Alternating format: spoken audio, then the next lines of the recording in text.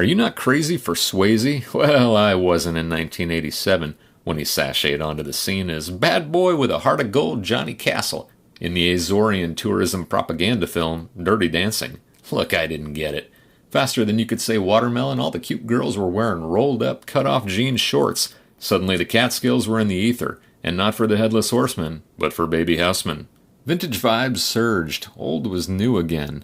Much like in 2012 when Fuji introduced the X-Pro1. Rather than the ripe curves of my much-loved 5D classic, the X-Pro1 featured a sleek quadrilateral aesthetic, and while Sony and Canon were busy with mode knobs, scroll wheels, custom buttons, and articulating screens, Fuji went old school with fixed screens and dedicated dials for shutter speed and exposure comp. The big boys were dancing the pachanga, see, while Fuji had some ideas about Cuban rhythms and soul. Well, spaghetti arms, this camera has soul.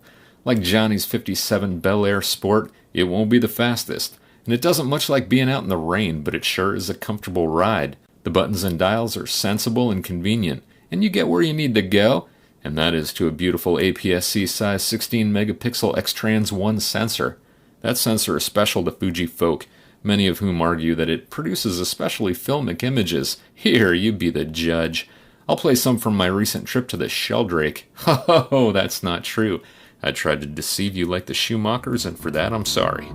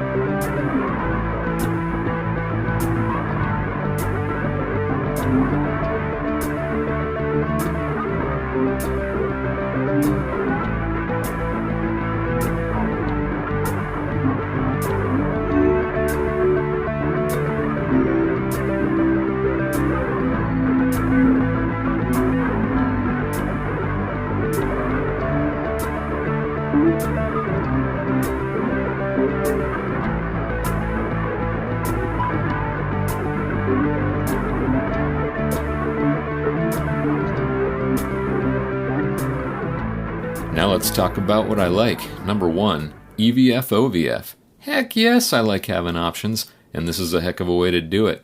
My sample size is limited because I only use the OVF with a borrowed 35mm f1.4, but it really works a treat. It shows reasonably accurate frame lines, mostly accurate focus points, and the most relevant camera settings. Very nice. When it's time to switch to adapted lenses, I use the EVF. Now it's a little dated, and it does show signs of age. For example, it's a bit laggy and the focus peaking is quite dim. Still, I'm grateful to have it. Number 2, the understated vibe. You may have noticed in previous videos that I sometimes cover up the branding on my cameras. I'm not sponsored, and I'm a pretty private cat. This camera nails the understated vibe with nary a logo on the front unless you count the lens. Choice.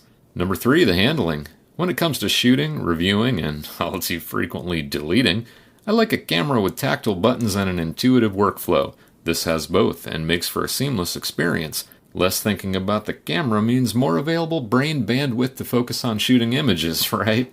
What would I change if it was up to me?